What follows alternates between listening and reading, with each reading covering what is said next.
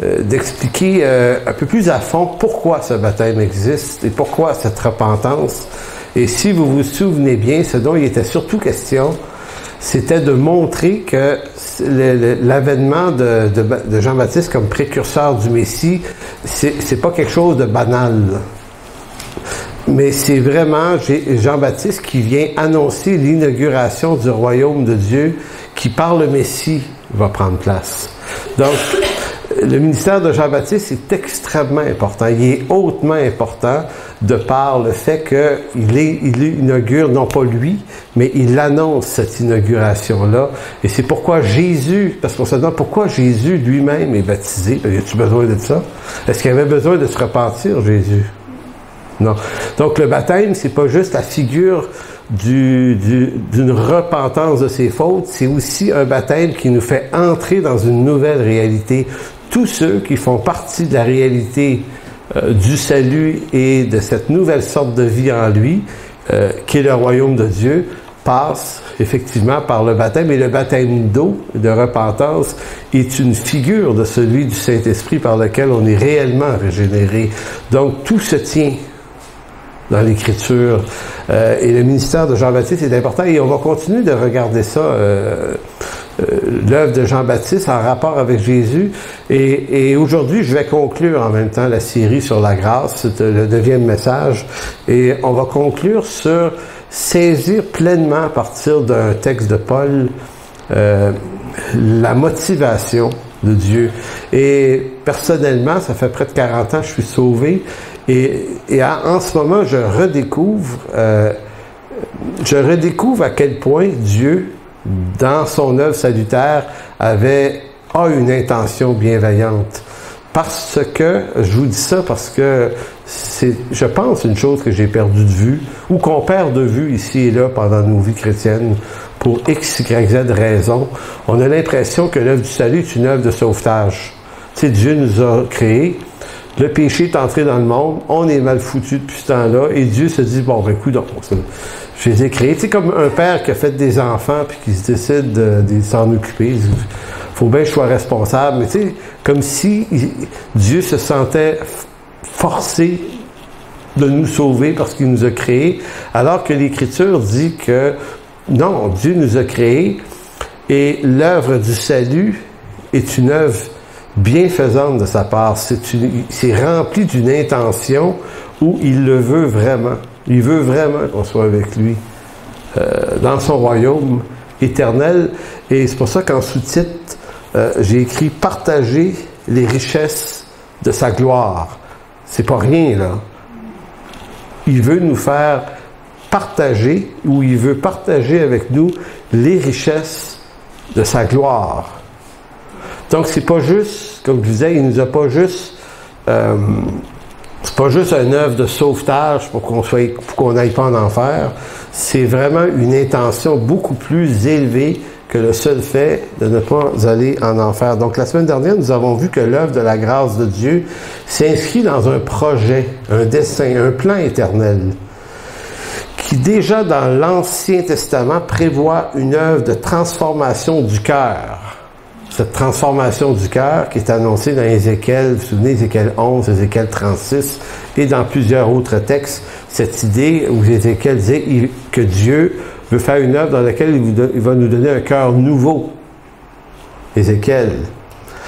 Donc, ce royaume qui prend place au moment de la Pentecôte, par la venue du Saint-Esprit, il y a 2000 ans, opère la régénération du cœur du pécheur et fera entrer ce pécheur dans une phase éternelle au retour du Seigneur. Donc, on revient toujours sur ce genre d'expression eschatologique. On est dans le déjà et le pas encore.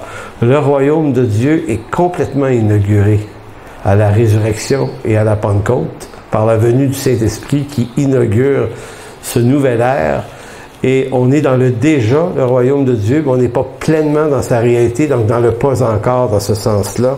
Donc, le plan, et là, c'est très intéressant parce que vous allez voir tout à l'heure que lorsqu'on entend souvent aujourd'hui des gens craindre la planification d'un nouvel ordre mondial, d'une gouvernance mondiale. Tu sais, c'est beaucoup dans les cartons actuellement dans le discours, et la pandémie a réveillé ce genre d'affaires-là. Eh bien, l'Écriture prévoit un nouvel ordre mondial sous la gouvernance de Christ. Et croyez-moi, entre un antéchrist qui voudrait faire ça et Jésus-Christ, qui a éternellement décidé de faire ça, devinez qui va y arriver le mieux. Hein? Donc, le plan de gouvernance mondiale par une élite quelconque peut bien distraire tous ceux qui veulent se laisser distraire. Car au-delà de tout ce qu'imaginent ou de ce que peuvent imaginer des hommes, il y a dans le cœur de l'homme beaucoup de projets, mais c'est le dessein de l'Éternel qui va s'accomplir. C'est pour ça que devant les tumultes puis les paniques de bien des gens, nous, notre cœur doit être attaché au principe de foi de l'Écriture qui nous dit que il y a 2000 ans, Christ a inauguré ce nouvel ordre qui consiste dans son royaume établi au milieu des hommes et qui va culminer à son retour par la pleine réalité de ça. Donc, moi, là, c'est dans cette dynamique-là que je suis. Fait que ce que les gens et les hommes craignent en ce monde aujourd'hui, je me dis au fond, c'est juste qu'ils ignorent ce que Christ a accompli. Et s'il y a une bonne nouvelle à annoncer aujourd'hui, c'est de leur expliquer que Christ a déjà établi son royaume. Salut Noé. Je dis ça parce qu'elle a l'air de me regarder dans ça. Donc, dans Luc chapitre 19, vous avez un épisode, et probablement que quand vous lisez Luc 19 et Luc 20, ces deux chapitres, on ne les lira pas au complet, mais on va en lire une courte partie. C'est un texte qui nous donne l'impression que Jésus dit ceci, puis après ça, il dit cela, puis après ça, il dit une autre affaire. Et longtemps, moi, je lisais l'Évangile, notamment de Luc, je me disais, on dirait qu'il n'y a pas de suite. C'est quoi la connexion entre les événements que Luc décrit? Et ça nous échappe. En tout cas, moi, ça m'a souvent échappé. Puis, plus ça avance le temps, plus j'étudie, plus je me rends compte à quel point tout est lié ensemble. Et ce qui fait le lien, si on veut, le lien vital entre les évangiles et les lettres de Paul, par exemple, entre les prophètes de l'Ancien Testament et le Nouveau Testament, entre les déclarations de Jésus et plus loin celles des apôtres, il y a un lien toujours présent. Il y a comme un fil, une suite linéaire d'événements. C'est que Dieu a un plan. Et que tout ce que l'Écriture dit s'appuie sur ce plan. Maintenant, si on comprend mal le plan et le dessein éternel de Dieu, on a l'impression que Jésus est venu pour nous sauver de l'enfer il y a 2000 ans, et puis qu'il s'est occupé d'un paquet de choses qui ont plus ou moins de rapport avec ça. Entre-temps, il a fait ci, puis il a fait ça, et on a l'impression que dans l'Ancien Testament, ça va un peu de tous les côtés, ça va, ça revient, et on comprend pas la suite des histoires, alors que la Bible est un livre qui est extrêmement cohérent. Donc, le plan que Dieu a, le dessein de Dieu, c'est de instituer un royaume parmi les hommes et avec des hommes. Ce plan-là, il l'a mis à exécution dès la chute dans Genèse 3,15. Il a commencé déjà à annoncer. Et tout l'Ancien Testament construit cette intention qui culmine avec Jésus-Christ et qui va surculminer à son second retour lorsqu'il va venir nous chercher. Mais lorsque Jésus vient il y a 2000 ans, il vient pas guérir des malades. C'est pas ça son but, mais il va guérir des malades. Il vient pas faire des miracles pour impressionner dans le but de faire. Les miracles visent toujours ce même plan-là. Donc, tout ce que Jésus fait est en rapport avec cette intention d'établir le royaume de Dieu. Et c'est ce qu'il va faire. Même lorsqu'on lui demande, dans Matthieu 6, apprends-nous à prier, ben, il va leur dire, voici comment vous devez prier, puis il va leur demander de prier pour que le royaume de Dieu, pour que la volonté de Dieu soit faite sur la terre comme elle est au ciel. Nous, ça peut paraître une parole banale, mais c'est-à-dire que le plan que Dieu a éternellement établi dans le ciel devienne vrai sur la terre. Donc, la volonté de Dieu qui est dans le ciel va s'accomplir sur la terre. Donc, même dans son intention ou dans son instruction de prière, il prend le temps de mentionner cette suite du royaume de Dieu qui est l'intention suprême. Donc, c'est pas pour rien que des prophètes comme Ézéchiel, chapitre 11, chapitre 36, nous parlent de cette intention-là. Donc, tout ce que Jésus-Christ fait, il le fait en vertu de la mission qui lui a été accordée par le Père. Donc, allez dans Luc 19, verset 45, et vous voyez une première séquence. La première séquence ici,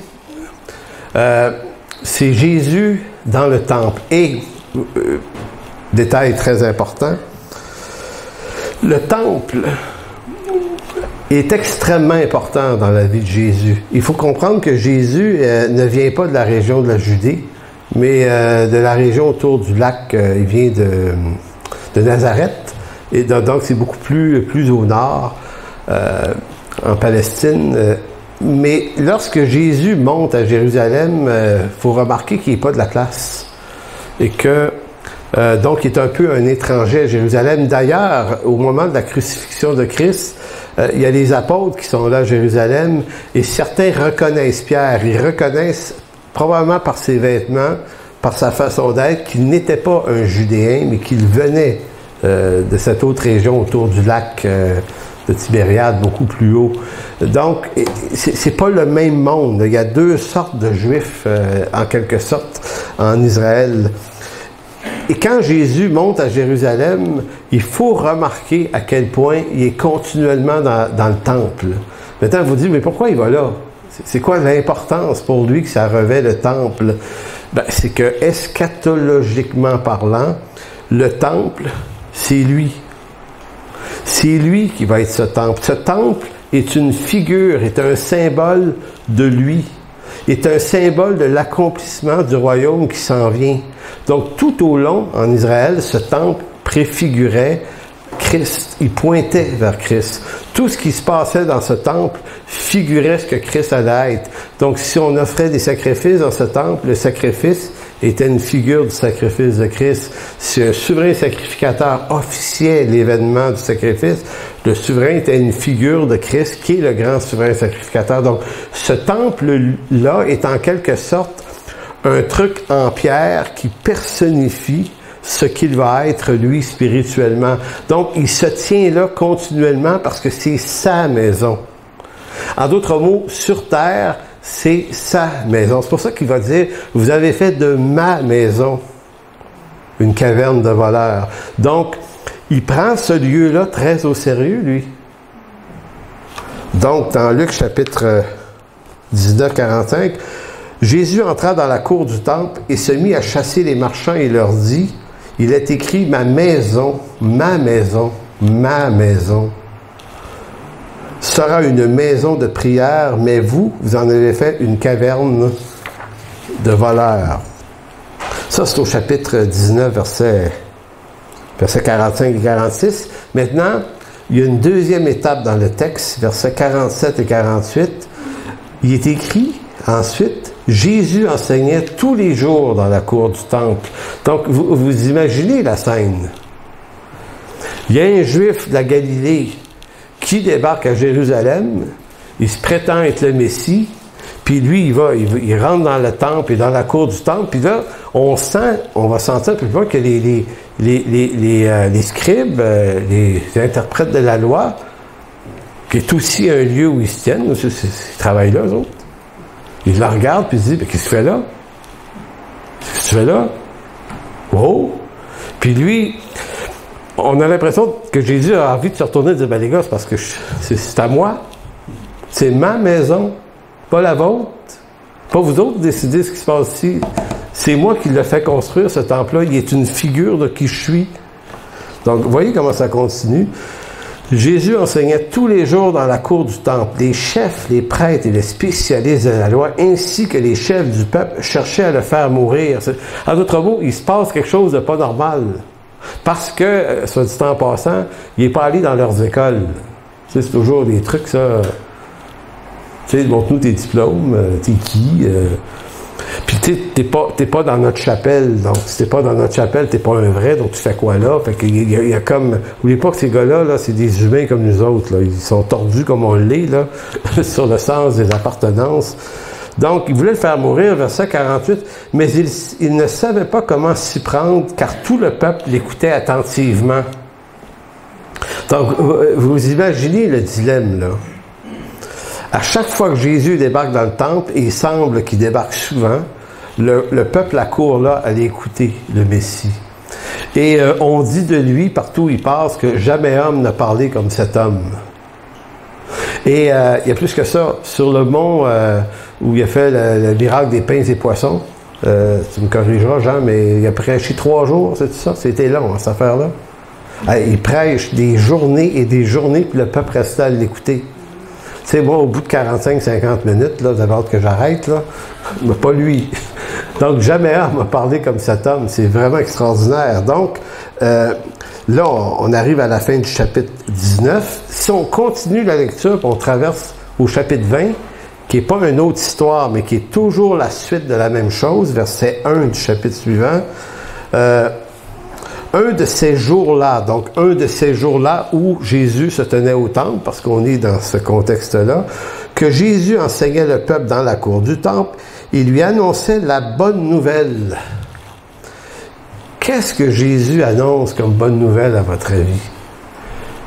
Est-ce qu'il l'enseigne comme nous? Parce que nous autres, la bonne nouvelle, c'est repens-toi de tes péchés, reconnais que t'es pécheur, répète après moi la prière de repentance, puis dis amen à la fin, puis là, après ça, on se dit « Hey, j'ai quelqu'un qui a été sauvé, répétez après moi. » Puis je suis pas contre ça, mais nous, notre concept de la bonne nouvelle, c'est ça. Mais lui, c'est quoi? Il disait-tu « Acceptez-moi comme Seigneur et Sauveur ». Est-ce qu'il disait ça? Non. Il est en train de les instruire sur tout ce que l'Ancien Testament annonçait d'un Sauveur qui devait venir, et il est en train de leur dire « Et c'est moi ». La bonne nouvelle, c'est que je suis vraiment là tel que ça a été promis. C'est ça une bonne nouvelle. Donc, c'est comme s'il leur disait « Je m'en viens faire la mission que mon Père m'a confiée, que vous connaissez ». Vous lisez l'Ancien Testament, c'est des Juifs, ça fait tous lire toute la gang, là.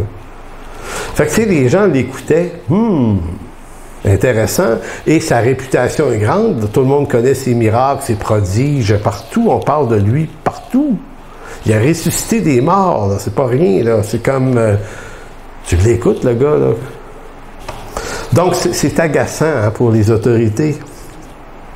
Donc, verset 1, il leur annonçait la bonne nouvelle. Les chefs, les prêtres, encore eux autres, spécialistes de la loi, et les responsables du peuple, ils l'interpellèrent en ces termes. « Dis-nous, de quel droit tu agis ainsi? » De quel droit tu agis ainsi? Il y a comme une arrogance aveugle. Ils ne savent pas, ils ne reconnaissent pas, puis c'est comme s'ils ont envie de mettre un interdit sur ces actions. Donc, de quel droit agis-tu ainsi? Ou bien, qui est celui qui t'a donné ce droit? Qui est celui qui t'a donné ce droit? Et là, moi, personnellement, je me serais entendu, est-ce que Jésus réponde à la question d'une façon direct, en voulant dire qui est celui qui m'a donné le droit? Ben, c'est mon Père qui est dans les cieux, c'est moi qui a fait bâtir le temple, je suis chez nous, je suis plus chez nous que chez vous, tu sais, rentrer dans une espèce de truc. Mais et la réponse est très étonnante. Au verset 3, plutôt que de répondre à leur question, il choisit de leur en poser une autre. Il dit, moi aussi, j'ai une question à vous poser, répliqua Jésus. À vous de répondre. De qui Jean tenait-il son mandat pour baptiser? Et moi, pendant longtemps, je me disais, Jésus, tu réponds pas aux questions, là. Vous ne pensez pas? Répondons à la question. Tu sais, il a l'air d'un politicien. Tu sais, un politicien, il pose une question, puis il t'amène toujours, il ouvre une bulle quelque part, puis il est rendu ailleurs. Mais, donc, on a l'impression que la réponse, ou la question, en fait, de Jésus, qui est une réponse aussi, on a l'impression qu'elle ne fit pas avec ce qu'ils ont demandé, mais en réalité, ça fit complètement, et on va voir pourquoi. Donc, moi aussi, j'ai une question à vous poser, répliqua Jésus. À vous de répondre. De qui Jean tenait-il son mandat pour baptiser? De Dieu ou des hommes? Réalisez-vous qu'il leur pose la même question à l'envers? Si vous me demandez de quel droit je fais ceci, moi je vais vous demander de quel droit Jean, lui, faisait le baptême. Donc, on réalise qu'il est dans la même zone. Ils se mirent à raisonner entre eux et leur raisonnement est quand même intéressant. C'est des gars brillants, mais ils se sont fait piéger par leur intelligence parce que leur réponse montre exactement où ils sont logés. Donc, ils se mirent à raisonner entre eux. Si nous disons de Dieu, le baptême de Jean vient de Dieu. Si nous répondons qu'il vient de Dieu, il va nous demander pourquoi n'avez-vous pas cru en lui? C'est vrai que les gars disent, OK, il veut nous tendre un piège. Donc, on ne peut pas dire qu'il venait de Dieu parce qu'on l'a refusé. Donc, si on l'a refusé et on dit qu'il vient de Dieu, on a l'air d'une gang d'incohérents. Comprenez? Donc, la réponse ou la question de Jésus est suprêmement intelligente. Donc, verset 6, « Mais si nous répondons que le baptême de Jean vient des hommes, donc rien à voir avec Dieu, tout le peuple va nous tuer à coups de pierre, car ces gens-là sont tous convaincus que Jean était un prophète. » Donc, les gars se grattent la tête. Qu'est-ce qu'on répond à cette question? Parce que là, la question nous demande de quelle autorité, puisqu'on lui a demandé de quelle autorité lui fait ces choses, lui nous demande de répondre d'abord de quelle autorité Jean faisait-il ces choses à lui. Donc, on ne peut pas répondre ceci, puis on ne peut pas répondre le contraire. Qu'est-ce qu'on répond quoi? Donc, ils se sont retrouvés complètement piégés. J'allais dire les culottes à terre, mais là, bon... Ils ne portaient pas de culotte, ces gars-là, dans ce temps-là. Bon, ils répondirent donc qu'ils ne savaient pas. Qu'ils ne savaient pas d'où Jean tenait son mandat. Et bien, répliqua Jésus, « Ben moi non plus. Je ne vous dirai pas de quel droit j'agis et dans ce que je fais. » Donc, le questionnement et la réponse de Jésus est complètement en lien. Mais pourquoi Jésus utilise-t-il Jean-Baptiste? Eh bien, je vous disais tout à l'heure, c'est parce qu'on est dans le rapport de l'implantation ou de l'inauguration du royaume de Dieu. C'est de ça dont il s'agit. Jésus est en train d'établir ce royaume. Il est dans le temple, de plus en plus est en train d'incarner le Messie qui vient. Et celui qui annonçait comme précurseur l'annonce de ce Messie-là, c'était Jean-Baptiste.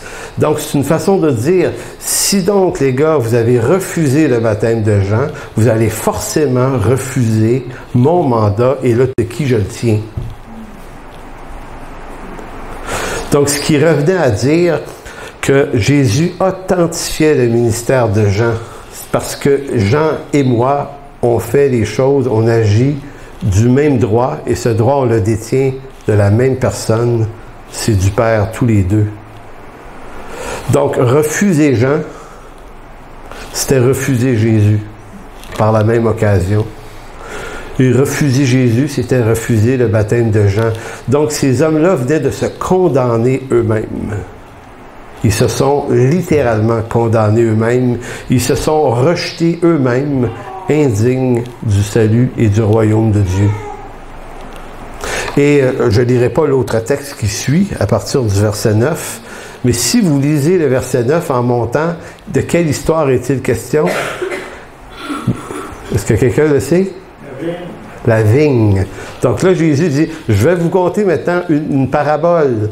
Il dit, il y avait des vigrons qui entretenaient des vignes et le propriétaire envoyait des personnes s'occuper de la vigne. Ils les ont tués un à un après l'autre. Puis il dit, à un moment donné, il était allé, il dit, je vais envoyer mon fils. Il dit, ils ont pris le fils et ils l'ont tué aussi. Donc, toute cette suite de textes-là prophétise exactement la même chose, l'établissement du royaume, mais le rejet du Messie qui devance l'établissement du royaume. Et là, on entre dans les desseins extraordinaires de Dieu, c'est que pour que le royaume soit inauguré et que Christ puisse sauver des perdus, il fallait qu'à la fois lui soit rejeté. C'est extraordinairement brillant, là. Il faut que ça fasse en sorte que il faut que eux le condamnent selon leur loi. Donc, il faut qu'ils soient maudits de Dieu par la loi de Dieu, parce que la loi par laquelle ils vont le crucifier, c'est les commandements. Ils vont décider de l'accuser sur la base de la loi de Dieu. Et c'est pour ça que Christ devait être un maudit de Dieu pour pouvoir être une bénédiction ressuscitée pour les hommes. C'est un plan. C'est pour ça que quand Paul, on n'est pas là, mais dans Romains 11, tu sais, Paul parle des païens puis des Juifs qui participent au dessein de Dieu. C'est un texte compliqué.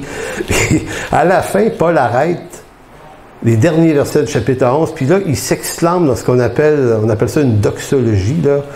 Il éclate en action de grâce à cause de la sagesse infiniment variée de Dieu et de la gloire de Dieu qui dit le plan de Dieu insondable, extraordinairement sage. Je vous dis ça un peu tout croche, là, mais voyez-vous, c'est ça le plan de Dieu en nos vies. Donc, c'est intéressant de continuer ce qu'on avait commencé la semaine passée et en résumé pour dire ceci de tout simple.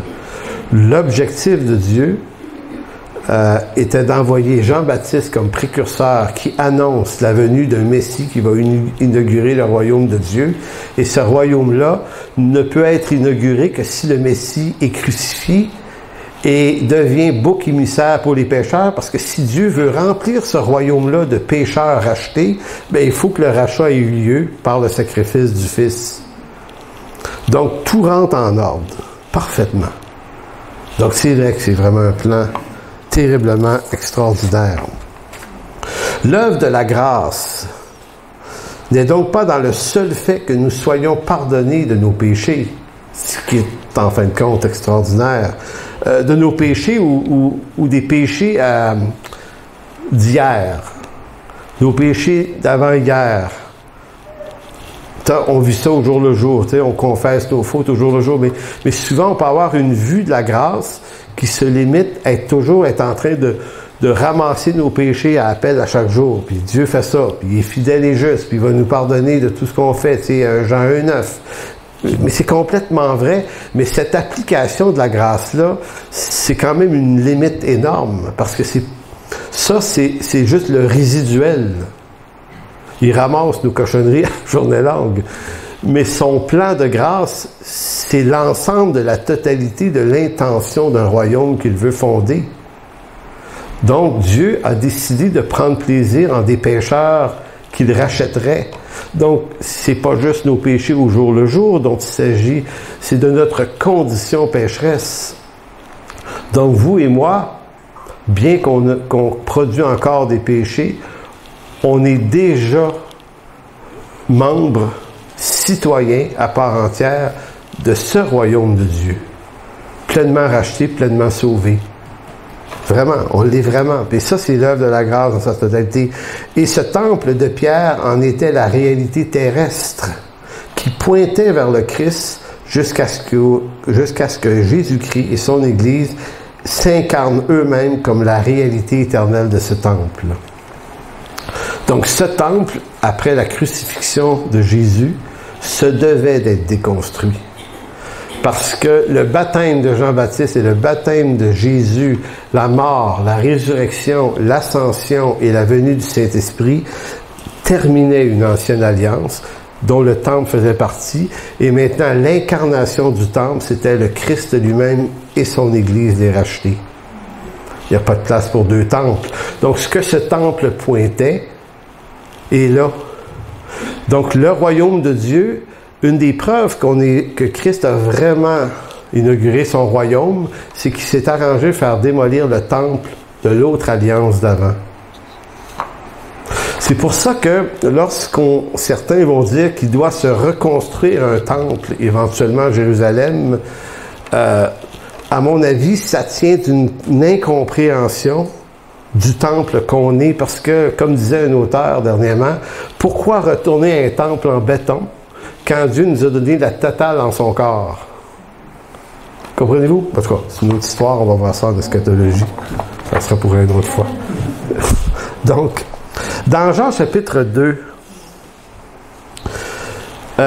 vous avez, toujours en relation avec le temple, verset 16, Jean 2, 16, il dit aux vendeurs de pigeons, et vous avez ici dans la version de Jean, encore Jésus qui chasse les voleurs du temple, il dit aux vendeurs de pigeons, « Ôtez cela d'ici, ne faites pas de la maison de mon Père une maison de trafic. » Ses disciples se souvinrent qu'il est écrit, « Le zèle de ta maison me dévore. » Verset 18, les Juifs prenant la parole lui dirent, alors qu'il était en train de chasser les voleurs du temple, « Quel miracle nous montres-tu pour agir de la sorte? » Encore une autre question.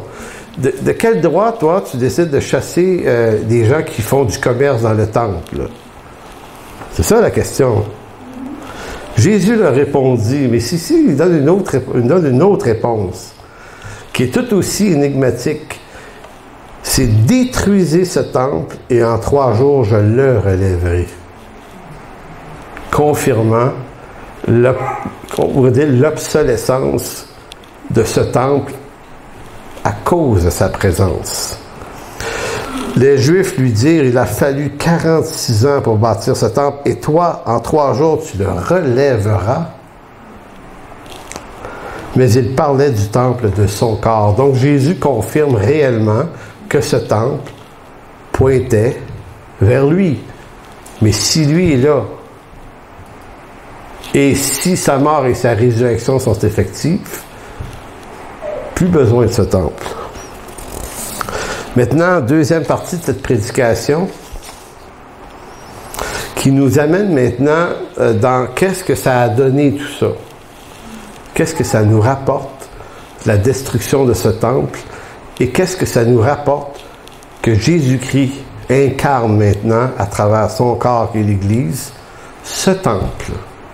Parce que l'apôtre Paul le répète de multiples façons, vous êtes le temple du Saint-Esprit. Et c'est dit de magnifiques façons par Jean, par Pierre, par Paul, de multiples reprises, que le temple, ce sont les élus, les enfants de Dieu, l'Église. Il y a toutes sortes de façons de le dire. Maintenant, l'apôtre Paul, dans sa lettre aux Éphésiens, au chapitre 1, si vous voulez tourner là, au verset 7, Paul, lui, reprend tout ce que Jésus-Christ a fait. Et Paul, dans une espèce d'enthousiasme que j'avais probablement jamais vu autant que dernièrement, parce que Paul, il m'est toujours apparu comme un peu doctrinaire. Tu sais, Paul, ça a l'air d'un gars une espèce de gars féroce qui a pas peur des lions, puis qui a pas peur des fouets, puis tu sais, c'est comme 5 fois j'ai reçu 40 coups moins 1, puis let's go, puis tu sais, un espèce de gars courageux. Puis je réalisais dernièrement que c'est des idées préconçues qu'on se fait, puis des fois, il faut savoir s'en débarrasser pour essayer de regarder l'homme derrière l'image qu'on se fait de lui. Et dans la lettre aux Éphésiens, Paul est d'un enthousiasme fécond, riche, de qualificatifs pour parler de la bonté de Dieu. Et là, c'est un peu comme si Paul nous disait, voici pourquoi Dieu a fait tout ça. Pourquoi nous sommes le temple de Dieu. Pourquoi Jésus a fait en sorte que le temple soit détruit, qu'on devienne le temple du Saint-Esprit. Pourquoi il nous a sauvés. Pourquoi il a fait ça. Verset 7. En lui, nous avons la rédemption par son sang, la rémission des péchés selon la richesse de sa grâce. Et je faisais une recherche ce matin de bonne heure, rémission des péchés, et j'allais dans le langage juridique, peut-être que Guy connaît ça mieux que moi, mais tu sais, on dit une rémission de peine. Tu sais, c'est comme, il t'est dû une certaine peine, mais elle a été commuée ou enlevée, ôtée. Tu ne l'auras pas. Fait que qui ici croit mériter une peine sévère comme pécheur? Pas toi, Denise? Parce que je ne peux pas m'empêcher. Ça va être trop drôle. Excuse-moi. Donc, tu sais, on est tous conscients qu'on mérite, on mérite la totale. Mais ça n'a rien à voir avec ce qu'on sent qu'on mérite, ça a à voir avec une décision que Dieu a prise sans votre permission. Il a décidé de remettre votre peine. On mérite... Est-ce qu'on mérite ça? Non. Donc, c'est pour ça qu'on appelle ça une grâce. C'est tout. Donc, c'est béni. Moi, en m'en venant ici ce matin, je me disais, c'est fantastique pareil. C'est fantastique pareil d'être libéré d'une condamnation à mort. Et non seulement je suis délivré d'une condamnation à mort, ce qui est déjà super, mais Dieu, dans son dessein éternel, me condamne à la vie éternelle avec des richesses de sa gloire. Tu sais, c'est comme prendre un tueur débile, tu le remets de sa peine, puis tu y achètes un château.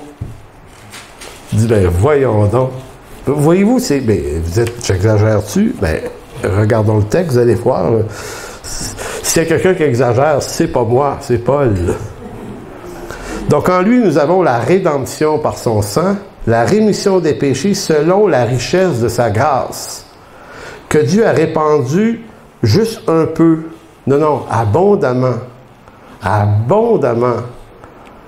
sur nous, par toute espèce de sagesse et d'intelligence. Tu sais, quand je vous disais comment Dieu a trafiqué les patentes, le temple, la démolition du temple, lui, il doit mourir, mais en même temps, il faut qu'il soit condamné. Vous savez, l'infinie richesse de l'intelligence et de la sagesse de Dieu, nous faisant connaître le mystère de sa volonté, selon le malveillant dessein. Mais non, le bienveillant dessein. Et ça m'a arrêté cette semaine. Le bienveillant, je lis ma Bible depuis que je suis sauvé, et j'étais là, le bienveillant. Puis ça m'a arrêté, cette expression-là. C'est comme si j'étais dans ma lecture devant mon ordi, je dis, OK, Seigneur, t'as vraiment envie là, de nous sauver, finalement. Là. C'est vraiment ce que tu veux faire. Là. Tu sais, et c'est comme si Paul nous partageait l'enthousiasme de Dieu. Tu sais, parce qu'inspiré par l'Esprit Saint pour l'Écriture, il y a comme une excitation dans le discours. C'est un bienveillant dessein qu'il avait formé en lui-même pour le mettre à exécution lorsque les temps seraient accomplis de réunir toutes choses en Christ, celles qui sont dans les cieux et celles qui sont sur la terre. Quand est-ce que les choses du ciel et de la terre ont été unies ensemble? La résurrection. C'est pour ça que je dis souvent que la résurrection de Christ répond à la prière du Notre Père, que ta volonté soit faite dans les cieux et sur la terre. Donc, unir, faire en sorte que la volonté de Dieu devienne volonté qui s'impose dans les deux lieux à la fois. Et là, Paul nous dit, c'est fait. Dieu avait un plan qu'il voulait mettre à exécution. Son plan était à notre avantage. C'est un plan bon et bienveillant à notre endroit. Il l'a mis à exécution lorsque les temps seraient accomplis. Et les temps se sont accomplis à un moment très précis. C'est Jésus qui le crie à la croix. À quel moment le crie-t-il? Et qu'est-ce qu'il va dire à la croix? Tout est accompli. Mais tout quoi? Tout ce qui avait été dit de ce qu'il devait accomplir, il est en train de le faire. Fait que Paul se réjouit de l'accomplissement de tout ce qui avait été promis, et c'est ça essentiellement l'annonce de la bonne nouvelle. La bonne nouvelle, c'est que Dieu a tenu ses promesses telles qu'il les annonçait depuis Genèse 3.15. Bon, les mettre à exécution lorsque les temps seraient accomplis de réunir toutes choses en Christ, celles qui sont dans les cieux et celles qui sont sur la terre. Verset 10. Je répète le verset 10, parce que ça c'est le verset 10, mais dans la version Sommaire, regardez bien la version Sommaire, comment elle précise. Elle dit, selon ce plan, tout ce qui est au ciel et tout ce qui est sur la terre doit être réuni sous le gouvernement de Christ. Éphésiens 10, version Sommaire. Tout ce qui est dans le ciel et sur la terre doit être uni sous le gouvernement de Christ. C'est pour ça que je vous disais tout à l'heure que si des gens vous disent qu'il y a des malveillants personnages qui veulent créer une gouvernance mondiale avec l'Antéchrist,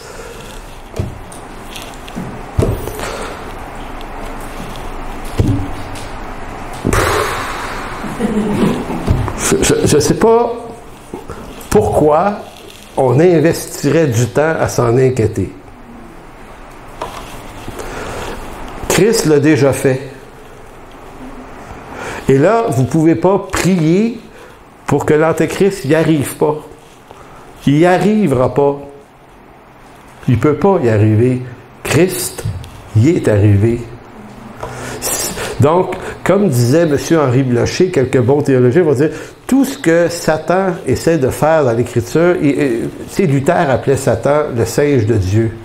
Donc, tout ce que Dieu fait, il essaye de s'en faire une version. Mais ça ne marche jamais. Donc, relaxons de ce côté-là.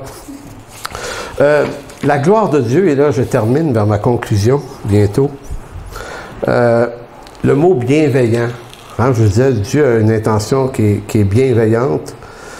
Et j'ai oublié de vous lire le verset 11, excusez, Éphésiens 1, parce que le texte continue effectivement. Donc Dieu a un plan, un dessein bienveillant, vous vous souvenez de ça? Mais ça consiste en quoi aussi? Donc il y a des précisions, verset 11. En lui, nous sommes devenus héritiers, prédestinés suivant la résolution de celui qui opère toutes choses d'après le conseil de sa volonté.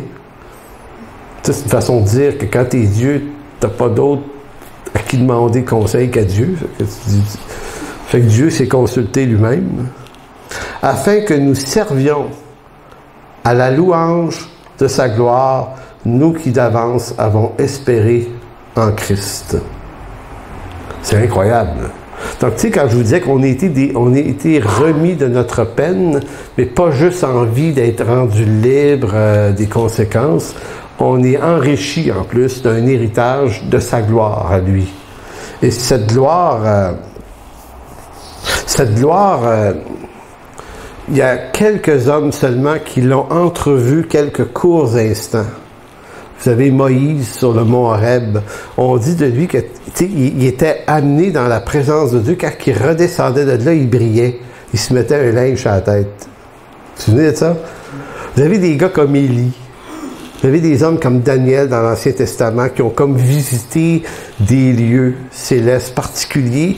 Vous avez Ésaïe chapitre 6, qui était amené en haut aussi, qui a vu des choses absolument terribles. Et dans la plupart des cas, les gars ont eu peur de mourir tellement que c'était intense.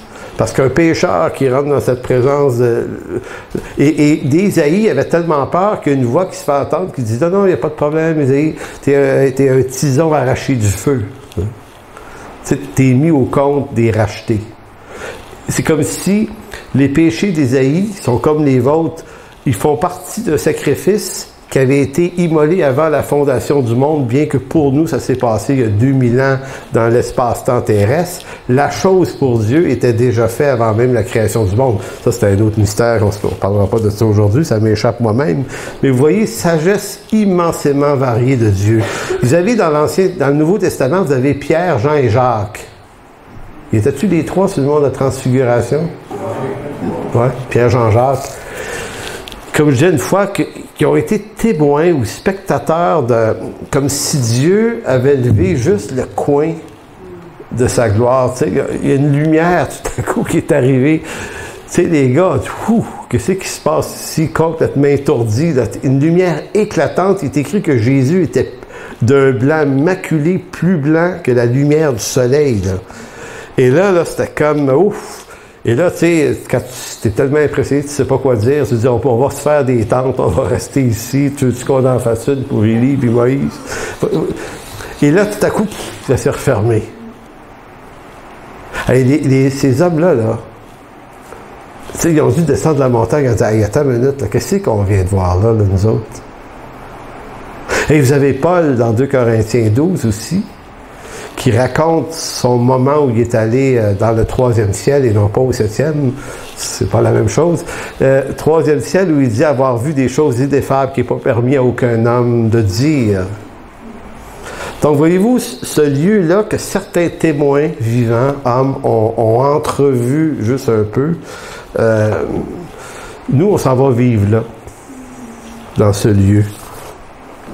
En conclusion, tournez dans Éphésiens chapitre 1, versets 16 à 18, qui est la suite du texte qu'on venait de lire juste avant, qui conclut « Je ne cesse ». Et là, vous allez comprendre, la réponse, comme de l'action de grâce de Paul, est en conséquence de le Dieu bienfaisant qui nous a mis comme héritiers. Hein?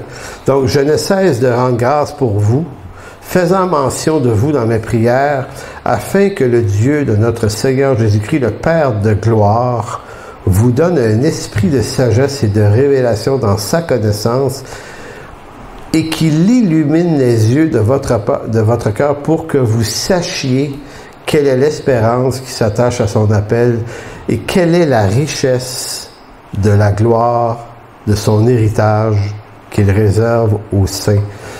Là, il est en train de parler du contenu. Là.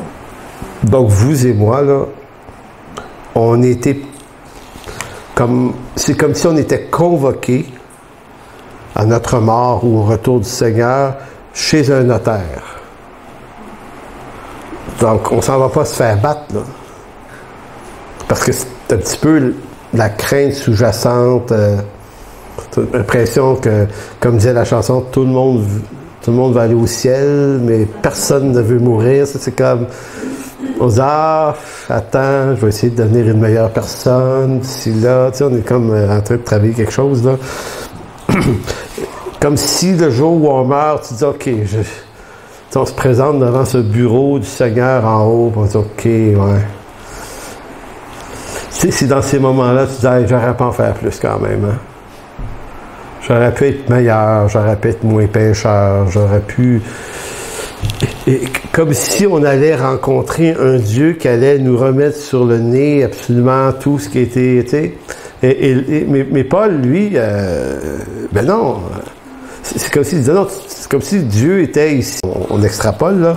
Un notaire, tu rentres là, puis il dit, bon, ben, je sais pas s'il y en a qui sont déjà allés chez un notaire pour recevoir un héritage, ça vous dit, moi, ça m'est arrivé, mes parents sont décédés.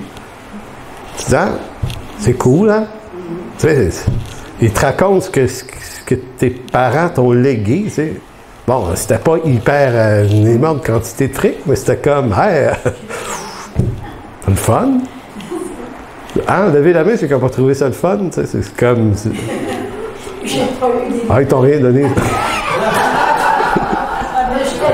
Mais t'as un héritage dans le ciel, là, c'est comme... Non, mais vous comprenez, c'est comme... tu sais, c'est comme... Ouais, c'est vraiment... En tout cas, si ça vous arrive, c'est vraiment cool. C'est vraiment, vraiment, vraiment cool, ça. Et là, c'est comme si Paul disait, ben, quelle est la richesse de la gloire de son héritage qu'il réserve aux saints. Fait que c'est en train de dire, ben, vous allez prendre connaissance et possession de l'héritage de gloire qui vous est réservé dans les cieux. Puis vous êtes pas... La version sommaire du même verset dit « Quelle est la glorieuse richesse de l'héritage de Dieu que Dieu vous fait partager avec tous les autres qui lui appartiennent. » C'est bien dit, ça. Donc, c'est un héritage qui est en partage aussi avec mes frères, mes sœurs dans la foi. On est tous héritiers de Dieu. Donc, c'est béni, hein? Donc, ça termine cette série sur la grâce de Dieu, parce que je voulais absolument terminer en vous montrant que la grâce de Dieu, c'est pas seulement de ne pas aller en enfer, ce qui est déjà extraordinaire, mais c'est la richesse, la quantité, la taille de la chose qui est l'objet de notre héritage, qui est vraiment une bénédiction extraordinaire. Et tout ça sans qu'on le mérite. Donc, c'est pour ça qu'on appelle ça une grâce de Dieu. Amen. On va juste prier et ensuite Guy va venir présenter la discussion. Alors, Seigneur, mon Dieu, on veut te rendre grâce aujourd'hui pour ta parole. Et on te rend grâce cet après-midi, vraiment tout spécialement, mais vraiment tout spécialement pour la richesse ou les richesses de cet héritage dans la gloire. Seigneur, en le disant, on a l'impression que même les mots humains traduisent pas la qualité de cette sorte de richesse. On ne peut pas imaginer. On peut en fait à peine, ou même juste un peu imaginer, mais pas beaucoup plus. Et Seigneur, on veut vraiment te dire merci que tu nous aies sauvés, que tu nous as choisis, que tu nous as, sans qu'on le mérite, désignés comme tes héritiers. Merci, Père. Merci dans le précieux nom de Jésus. Amen.